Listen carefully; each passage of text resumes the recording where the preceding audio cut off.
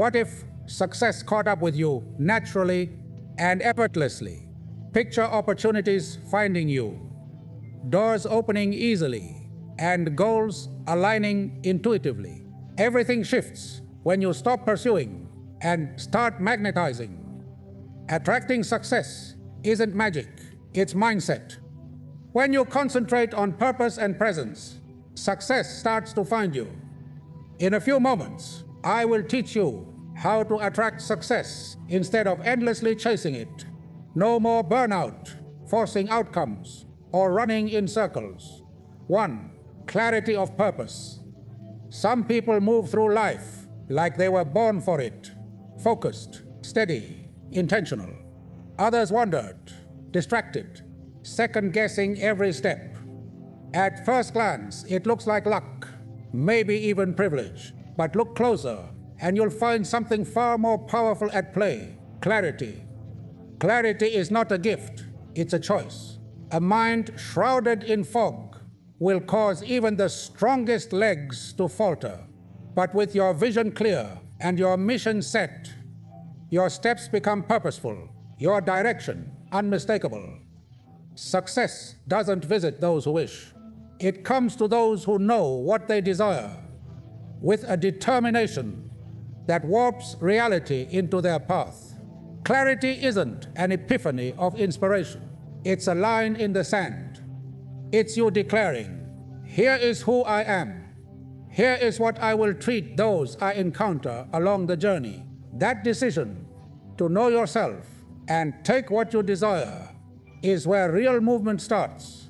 It's where drifting stops and intention sets in. Each of us who's left an impact on this earth didn't begin with means or ideal timing. They began with vision, a plan in the mind, years before a single brick was laid. Their greatness was not conceived in noise or applause. It was conceived in the quiet of decision, when no one had faith, no one was watching, and they just decided to do it anyway. That is clarity. Not only vision for the destination, but traveling towards it when the path is unseen by everyone else. Picture a farmer in his field at dawn. He doesn't cross his fingers and wait for a miracle. He treads the earth. He knows the seasons. He beds the ground. And he plants with intention. That's not hopefulness. That's intention in action. He knows harvest is not the result of luck, but the result of showing up and putting in the work day after day. And then look at your life. Do you work it like that farmer's field? Something to be tended, shaped, and cared for? Or do you let the wind determine your course? Clarity requires you to ask yourself some hard questions. If nobody was expecting anything from you, what would you actually want? If you couldn't fail, what dream would you pursue without restraint? What project, idea, or are you putting off just because you haven't had the time to choose? Most individuals wait for the ideal time for clarity to come as a revelation. But the reality is, clarity does not show up. You build it, you establish it. You take a seat with your life and draw the lines. You place your flag. It is not about waiting for the fog to break away. It is about pressing ahead anyway and allowing every movement forward. Fog, the mist. When you know everything starts to move, the distractions lose their hold, the doubts become tiny, doors open, not by magic, but because certainty is magnetic. The universe does not bend for uncertain people. It doesn't align with indecision. But when you are clear about who you are, what you want, and where you're going, everything starts to change. People notice. Opportunities start to show up, and the world, feeling your certainty, begins to get out of your way. Clarity is not something that happens to you. It's something you do. It's your statement to yourself in the world that you are no longer floating. You are constructing, becoming, and embracing a future that only you can envision, but one that you are willing to bring into existence one step at a time. 2. Resilience in the face of difficulty. It's simple to wear a smile when life runs easy, when the sun is on your back and the road ahead is straight. On those days, anybody can appear strong. That's just not where strength is forged. Real character comes in the storms. When the light fades, the foundation trembles, and the plans you believed in start to come apart. That's where something in you stirs deeper. That's when success starts to take you seriously, because you've demonstrated that you can hold your ground when everything in the world is trying to bring you down. You don't become stronger by avoiding the hard stuff. You become stronger by moving directly into it. Struggle doesn't come to kill you. It comes to remove what is weak, what is uncertain, what was never meant to survive. Fear, procrastination, excuses. Those things disintegrate under pressure. What's left is something stronger, something authentic. You, that part of you, doesn't just make it through the storm. It's uncovered by it. Imagine a tall oak standing by itself in an open plain. Its trunk is roughened by struggles with wind, and rain lightning has hit its branches. Seasons have attempted to weaken it, but it still stands stronger than ever. Its roots so deep that no storm can bring it down. That tree isn't strong despite the storm. It's strong because of it. The storm is its master, its shaper. Take a look at yourself now. When life blows wind and rain your way, are you as upright as that tree, or are you toppling at the slightest gale? All too many times, we treat obstacles as stop signs. They're not. They're signals. Signals you're being shaped, conditioned, forged. When plans collapse, when progress stops, when the world says no to everything you attempt, that's the champion's forge. It's life saying, how badly do you want it? Every obstacle is an instrument, chiseling patience into your nerves, discipline into your routines, and strength into your soul. You claim to desire success, yet are you willing to pull it through the trenches? It's simple to arrive when enthusiasm is riding high and the sun's shining bright.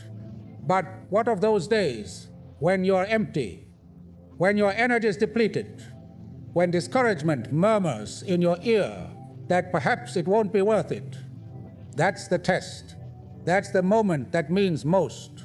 Success doesn't require you to be perfect. It requires you to show up, especially when it's difficult.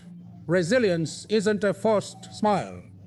It's an intentional choice to get back up when it's simpler to give up, to maintain focus on the goal when the world gives you all the reasons to glance away. It's not about pretending the hurt doesn't ache. It's about deciding to move forward anyway. You absorb the blow, but you keep going. You fall, but you rise with wiser eyes. You don't swear at the agony. You honor it. It's because you know something that most people don't. Pain is one of life's most direct teachers. Most of us live our entire lives attempting to circumvent pain, attempting to discover the shortcut through the fire. But you don't. You stare it down. You shake hands with it. You say, teach me what I must learn. And in so doing, you become unshakable, not because the world gave you a free pass from the storm, but because you learned how to survive in it. That is resilience. That is strength. That is the platform true success is established upon. 3. Self-belief. You will never go beyond the opinion you have of yourself. That's the whispered truth. Everybody neglects in pursuit of validation, status, or triumph. You can possess unpolished talent, assiduous work ethic, and every advantage laid out before you. And yet, if internally you doubt your value, if you actually do think you're not good enough, you will somehow or another destroy your ascension. You won't reach beyond your own limits, not because the world prevents you, but because your own self-conception holds you back. Success is not following the uncertain. It's not attracted to those who waver, who mumble their dreams under their breath, hoping no one catches them failing.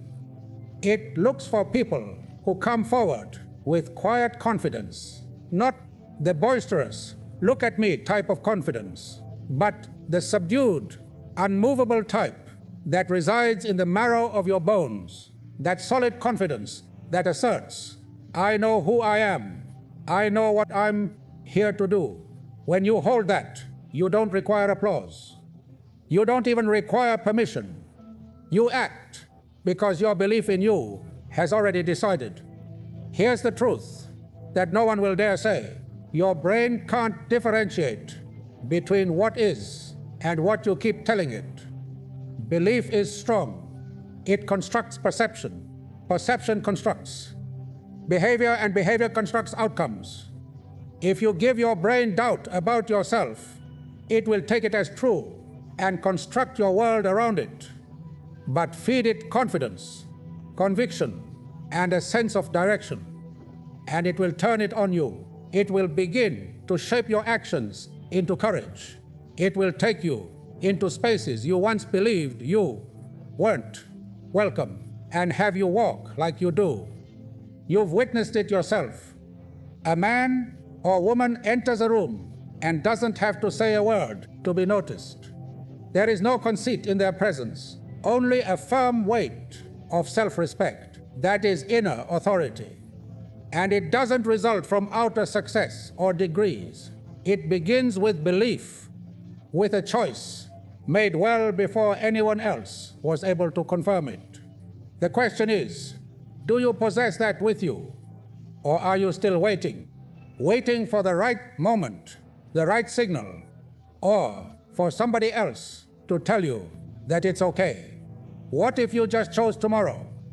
Chose that the future you're creating has nothing to do with the past that held you back.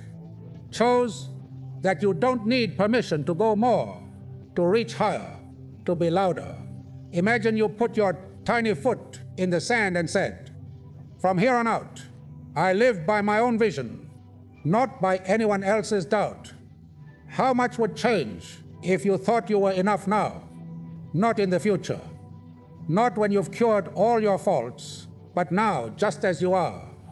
Which doors would you be bold enough to knock on? What kind of conversations would you initiate? What dangers would no longer seem dangerous? The thing is, you already possess all that you require. You've had it for a while. But the secret to opening your future isn't in more approval or more accomplishment. It's in understanding that your mind is your greatest weapon, and what you put into it will create everything. When you begin putting power into it, not fear, bravery, not comparison, those closed doors ahead of you no longer appear as walls. They begin to look like invitations, like challenges waiting on your knock. And when you think profoundly in yourself, even the universe bends and whispers, at last you're ready. 4. Purpose over passion. Everybody enjoys hearing about pursuing passion, as though passion by itself will sweep you over each and every hurdle and land you in the life you desire. The reality they don't reveal to you is this: passion is volatile. It's boisterous at first, alluring even with flames, filling your chest and ambition in your head. But let time go on, and it will disappear. Passion can evaporate in the heat of exhaustion, dismissal, monotony. One morning you wake up, and the flame is no longer there. And if passion is all you have, you'll quit. You'll seek the next thrill, and you'll do it all over again, hoping this time you'll get it to stick. But purpose, that's different. Purpose doesn't ask you how you feel. Purpose doesn't disappear when you're exhausted or demotivated. Purpose is the steady power that remains, the one that drives you on the days your world is crumbling. It keeps your hands moving, feet on the ground, mind focused on the marathon, where passion blazes brightly and briefly. Purpose smolders steadily and endures. Success lies not in the excitement of the pursuit. It doesn't belong to those who act only when motivated. It is for those who serve a purpose, a greater good than ego or convenience. You don't create a life of substance by pursuing what's good. You create it by going back to the work when it's inconvenient, when no one is looking, when you'd rather be somewhere else. That's when it matters most. Consider attempting to construct a shelter in the midst of a storm. The clouds are black, the rain is pouring down, the thunder is booming above. All your instincts cry for you to cease. But if the shelter is important, if the life you're constructing is worth it, you don't stop.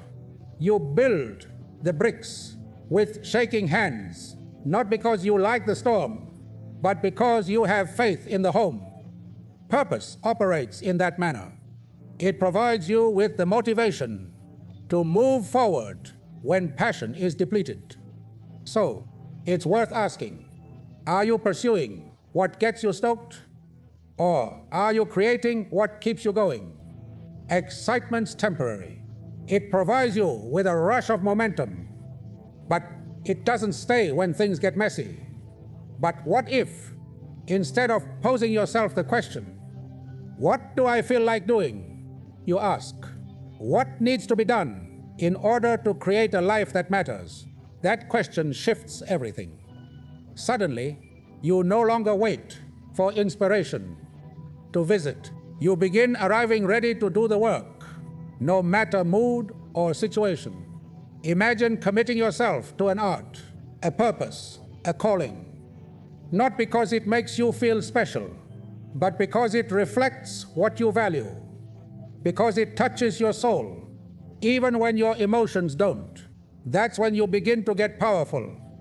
That's when your work becomes sacred, not driven by ego, but by something more. You're no longer seeking applause. You're going for impact, and impact is silent.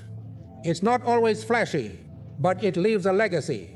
Let someone else pursue the excitement. Let them shoot up quickly and flame out equally, rapidly. You be the one who lasts. Be the one who keeps adding brick to brick, long after the masses have stopped paying attention. Because when passion will eventually fade, and it will, purpose will, and it's not the thrill that creates something substantial. It's the perseverance, it's the persistence, it's the inability to give up. What you build with purpose will stand long after the noise is gone. 5. Discipline over motivation. Let's get one thing out of the way. Motivation is inconsistent. It appears and disappears like the weather, sometimes bright, sometimes rough, but always subject to change. It's the guest who arrives when everything seems exciting, when novelty or energy is palpable. It nods, hello, offers you a spark, and then takes an exit out the back door when it gets tough. If you're counting on motivation to create something that will last, you're already in a bad place. Because what do you do on the days it doesn't appear? What do you do when you don't want to? That's where discipline is. Discipline is not flashy. It doesn't make a grand entrance, nor wait for applause. There's no care how you feel.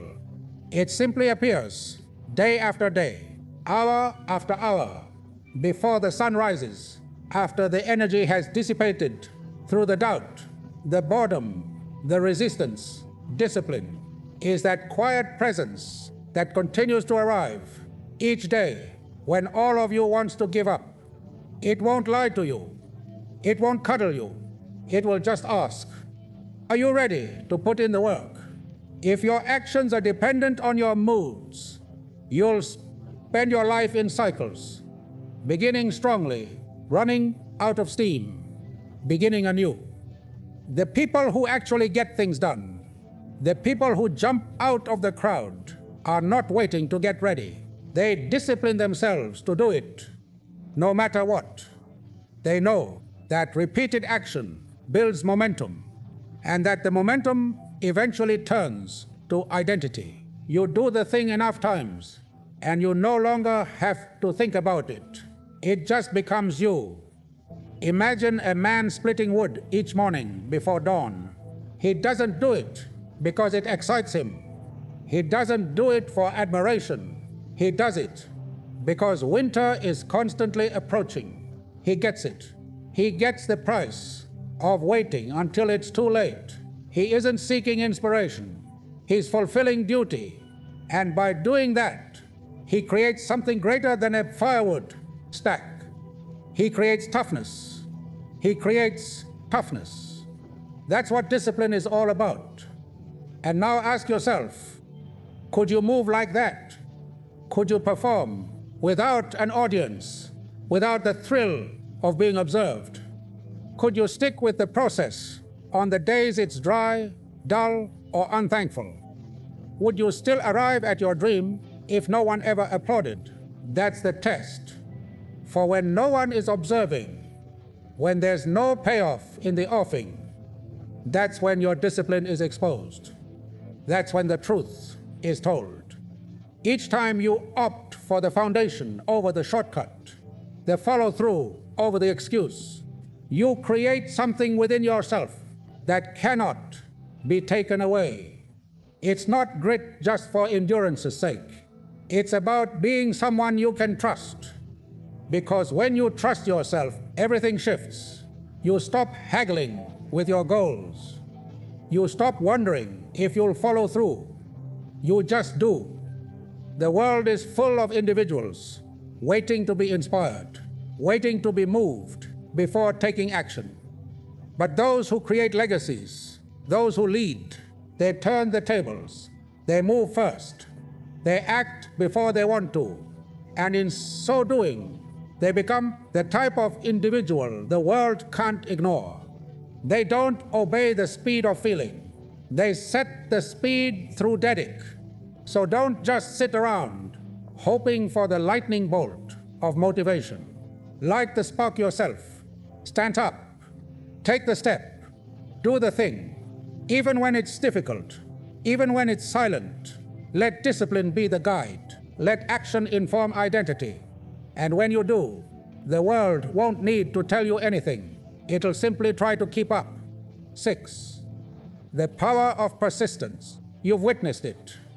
Someone begins a project, a business, a dream, with blazing eyes and vitality that can illuminate a city. For an instant, it appears as though nothing can halt them. But then, existence reasserts itself. A couple of setbacks, a hint of quiet from the masses, an open door which refuses to be opened. And just like that, they're gone. You ask yourself, what happened? They were talented. They had momentum. They didn't have staying power. That's the piece everyone tends to forget. The ones who succeed in the end are not always the smartest or most naturally talented. They're not always the quickest learners or the loudest voices in the room. They're the ones that remain. When everyone else folds, they keep moving. When the applause dies down, when the road gets silent, and the work doesn't feel visible anymore, they show up anyway. Persistence doesn't mind whether the light is green or red. It simply keeps on going. Persistence isn't flashy. It isn't accompanied by applause or immediate results. It arrives. Grubby boots, calloused hands, focused eyes. It demands nothing but the determination to persist, day after day, even when it's dull, even when it hurts, even when everything in you is whispering that perhaps it isn't worth it. That's when persistence starts working slowly, persistently, one brick at a time. And sooner or later, those bricks form something of substance, something tangible. It's like digging for water. You can work days, sweating in the sun, shoveling dirt, digging deeper and deeper, 10 feet down. There's still nothing. Most people stop there. It's dry. They say, I guess I was wrong. But suppose the water is just 2 feet lower. Suppose that one more day, one more bout of effort, one more refusal to quit was all that was required. Most breakthroughs don't happen in the middle of the crowd. They arrive in silence when nobody is looking, because nobody looked long enough to see it. Because nobody looked long enough to see it. The individuals who've created something that matters, great minds, makers, creators, leaders, they all possess this subtle power. They persisted. When outcomes were unseen, when advancement slowed to a crawl, when uncertainty rests in like a blanket, they framed a different question. Not is it working, but am I still moving? That was their triumph. Movement, no matter how slight, was their reply. And eventually those small movements created something greater than talent alone could. Now ask yourself truthfully, how many times have you started with zeal and burned out just as quickly? How many times have you confused initial excitement with long-term commitment? You struck the match, but you didn't nurture the fire. You anticipated a conflagration without knowing how to sustain it. But what if the key isn't how loudly you start, but how long you persist? What if, rather than attempting to cross the line in one breath, you committed to yourself to just one thing, that you'll continue to show up, not for a week, not until it gets better, but until it becomes part of who you are, until the work produces its own harvest, until the effort gains its own energy. Perseverance is your subdued statement of faith. It speaks, I believe there is a future to be built, and then it gets to work, not with panache, but with dedication. It pays enough respect to the process to go back at it over and over. It does not require ideal conditions, just another sunrise, because in the end, it's not the fastest one, or the strongest one, or the smartest one who crosses the finish line. The threat is that most don't ever take the time to see. They stumble through life amidst clutter, chaos, and toxic conversations that eat away at their potential, assuming that setting is normal, never questioning how it molds their expectations. Your surroundings train you more than you realize. They tell you what's okay. They suggest what's achievable. They establish what feels normal in the back of your head. If you spend your time with individuals who ridicule ambition, who reject growth, who dread change, their thinking infects your subconscious subtly. You begin to modify your dreams to accommodate within their confines. But if you live among those who construct, who dream out loud, who have a purpose, you begin to sense that purpose rise within you as well. It's not magic, it's proximity. What surrounds you shapes you. Think of your environment as your silent teacher and ask yourself, what is it teaching you? Imagine waking up each day and stepping into a space that breathes order, focus, and inspiration. A desk that's clean, a room that's intentional, words on the wall that challenge your thinking, quiet moments that allow your thoughts to stretch. Contrast that with waking up in chaos, papers scattered all over, distractions at arm's length, noise seeping in around every crevice. Which part of you prospers? Which part of you leads? Which one even has the room to think through, to dream big, to act with purpose. Now, it's simple to say, well, I can't move where I am, or I'm stuck with what I have. No one's asking you to gut walls or construct a mansion. You don't need to disrupt your entire life in order to alter your dirt. Begin where you are. Start in a corner. Organize your desk. Curate what's in front of you. The smallest changes can start to move your energy. Choose your books like you'd. Choose your closest friends, ones that challenge you, inspire you, stretch you. Eliminate the mental junk food, gossip, noise, distraction that numbs your focus and feeds your doubt. Post reminders of the person you desire to be. Post a quote that speaks to your heart. Have a journal near you to capture your best ideas.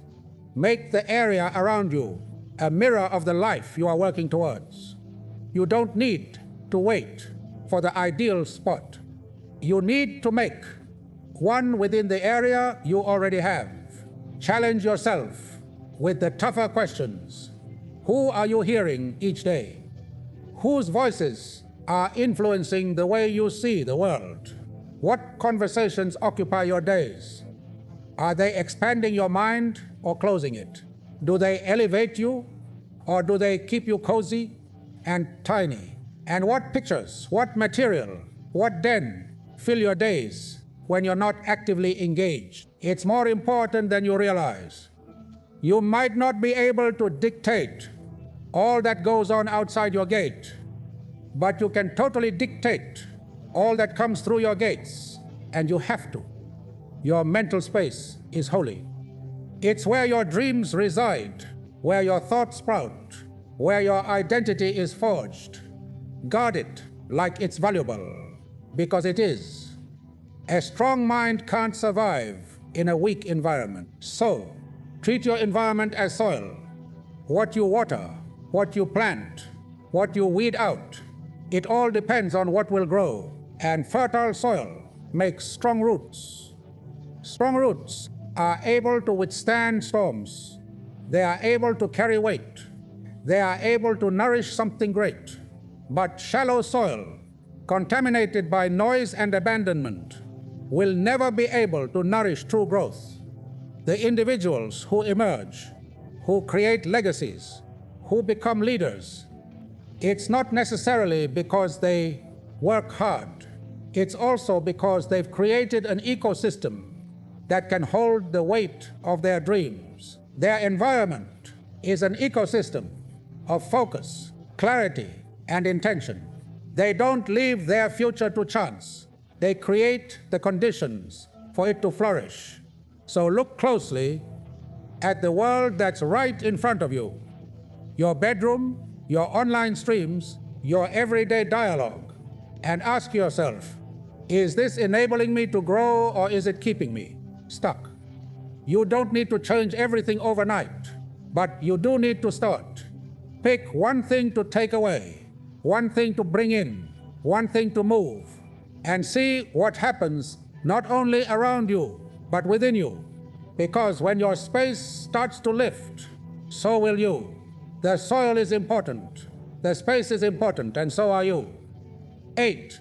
The gift of delayed gratification. The world is noisy about speed. It applauds quick victories, toasts overnight successes, and urges you to take what you can while you can. You can't go anywhere without hearing a soft whisper suggesting, why wait? We are programmed to believe that if it doesn't happen immediately, it won't happen at all. But people who find authentic, sustained success know something more profound, something quieter. They know the art of patience, the self-retrain to see something in front of you and tell yourself, not yet, but soon. That's not weakness, that's power. Wonderful things don't sprout on command. A seedling planted today won't produce fruit tomorrow, no matter how much you want it. A house isn't finished in a weekend. And so many of us want the parade before the dance. We desire the prize without the repetition, the outcome without the perseverance. But that is not how life works. Not for anything worthwhile. Anything worth doing will take time, and that time will ask more of you than you ever anticipated.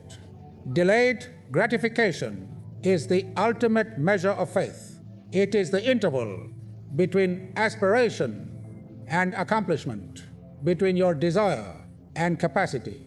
It's what distinguishes the tinkerers from the masters. Anyone can run fast for a short distance. But what about the long way? The way of silence, failures, and days when nothing budges. Only a few persist. And they're the ones who finally get there. Because they weren't racing to get fast. They were cultivating strength. Patience creates muscle you otherwise don't build. Discipline, stamina, concentration. It trains you to move forward without cheers, to remain dedicated when no one else notices the worth yet. Consider attempting to save money when you have virtually nothing. That dollar you save today may not alter your life today, but it's not about today. It's about what this habit turns into. It's about what you're saying to yourself when you decide to hold back. I believe in my future. I believe in what I'm building. Patience is never passive. It's active belief. It's the sculptor chiseling a block of stone day after day, long before it resembles anything worth looking at. He doesn't need praise. He doesn't even need certainty. What he has is vision and the stubborn resolve to keep carving. While others lose interest or walk away, he keeps showing up. That's how masterpieces are made. Be honest with yourself. What are you exchanging your energy and time for? Are you investing it in rapid dopamine rewards? Another scroll, another buy, another hack? Or are you making deposits into something longer term, something that will endure beyond the trends and the noise? Because time will always slip away.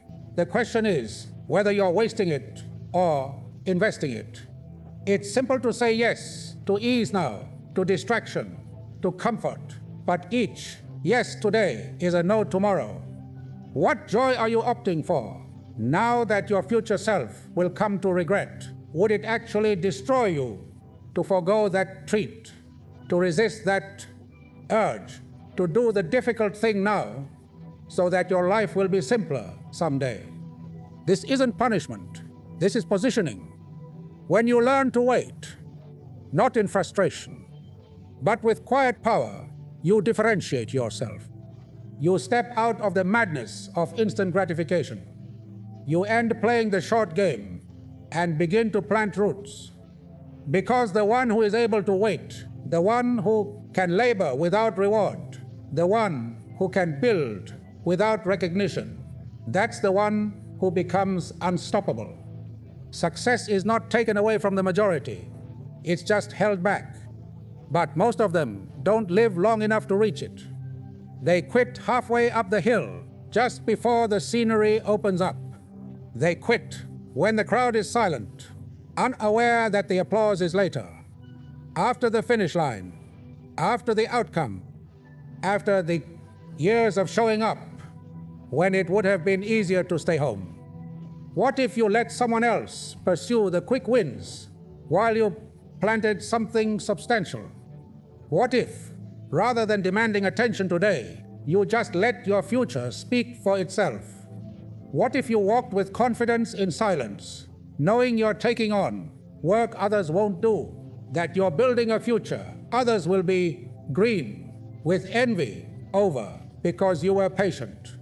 Waiting is not weakness, it's wisdom. The people you know who are the strongest didn't become that way by rushing. They developed over seasons of unseen effort. They planted, they watered, and they waited. The best fruit does not grow quickly. It grows slowly, deep within fertile soil over time. So, the next time life offers you something convenient, stop and ask yourself, is this what I truly desire, or is this merely what's in front of me? Have the guts to take the longer route, the one that skips the shortcuts, the one that demands more of you, but offers more in return. Because ultimately, it's not about arriving quickly. It's about arriving prepared. 9. Contribution over competition. Everyone has been conditioned to see the world from the perspective of a race. One winner, one finish line, one prize. They've been conditioned to think that success is a limited commodity, that there's only so much to go around, and that if another person reaches it first, somehow there's less for them. From school grades to career advancement, this notion gets ingrained until it becomes second nature.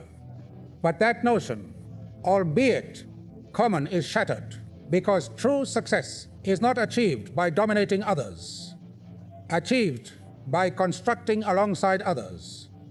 True greatness isn't about stepping on people to get to the top. It's about taking people with you as you ascend. Your job is not to eclipse your neighbor, to cast a shadow that makes people feel lesser.